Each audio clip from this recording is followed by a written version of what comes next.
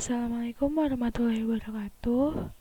Perkenalkan, nama saya Mauriska Nabila Irunisa dengan NIM 12021833350 dari kelas SI 4201.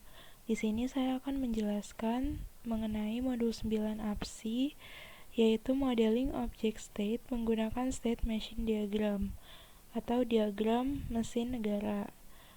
Tujuan dari modul 9 ini kita dapat menentukan status objek model dan menjelaskan elemen penting dari diagram UML State Machine.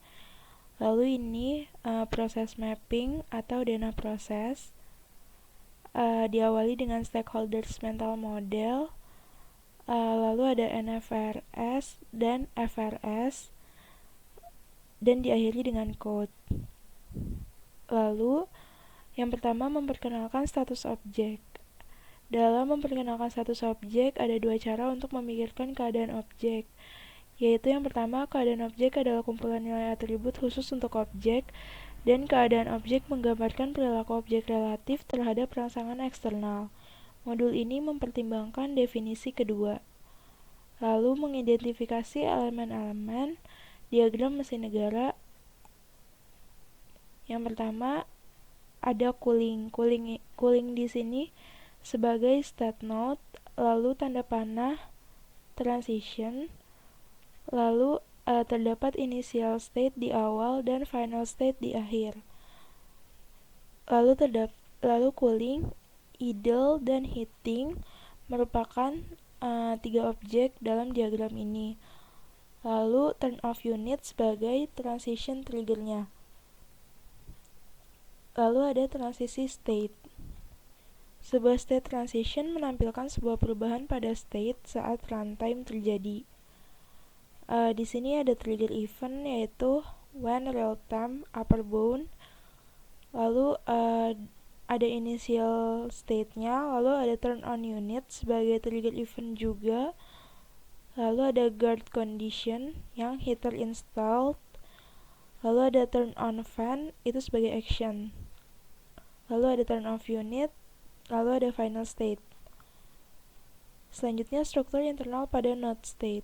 Node state mempresentasikan sebuah state pada objek tunggal saat runtime terjadi. Terdapat dua, yaitu state. State-nya itu merupakan event guard atau action, lalu ada cooling, seperti entry atau exit. Kalau entry itu contohnya turn on AC, lalu exit turn off AC. Peristiwa entry menentukan tindakan saat masuk ke state.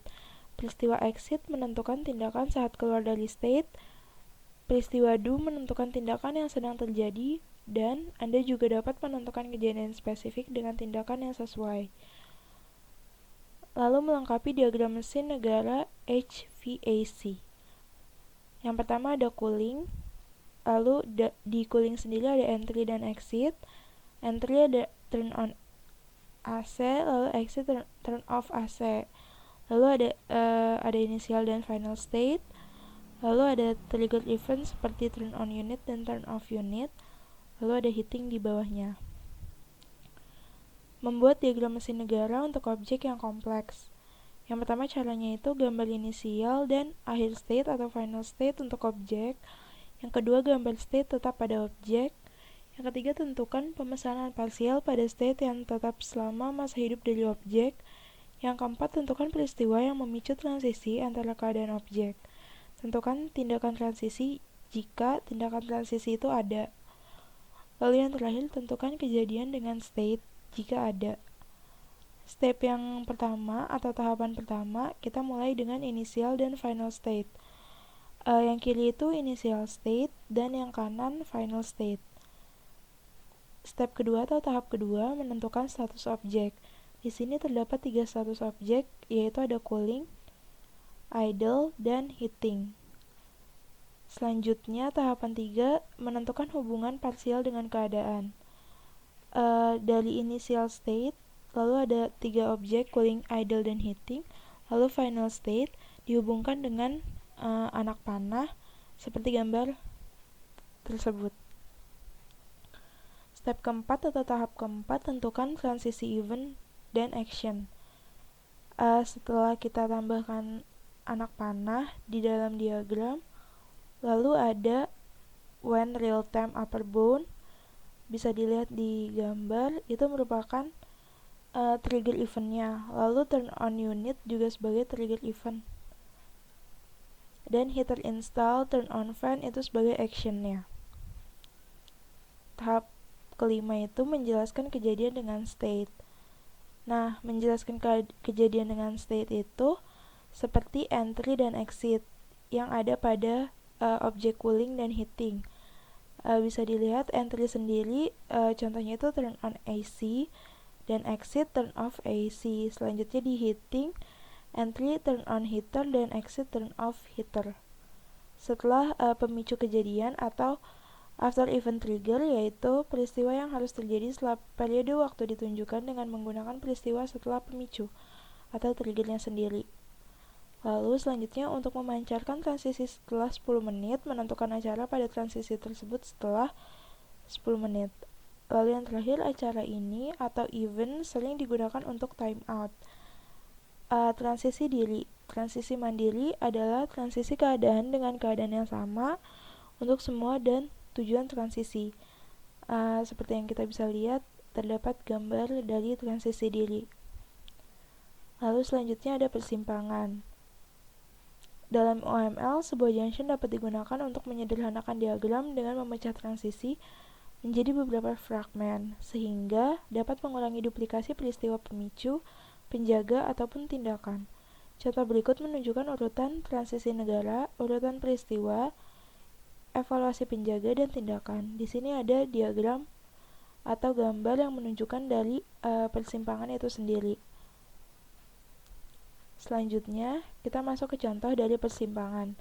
Di sini ada dua gambar yang menunjukkan persimpangan itu sendiri.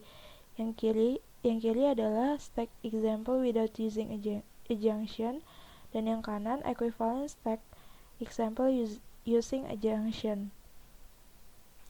Selanjutnya, mengidentifikasi elemen-elemen diagram mesin negara. Seperti yang kita bisa lihat, seperti yang tadi, ada initial state, final state, 3 objek, cooling sebagai state node, lalu ada transition, trigger, turn off unit, dan turn on unit di sini. Lalu ada transition, yaitu anak panah yang menghubungkan antara initial state, 3 objek dengan final state. Contoh dari pilihan, ada dua gambar sebagai berikut. Yang kiri stack example using a junction, dan yang kanan equivalent stack example using a choice.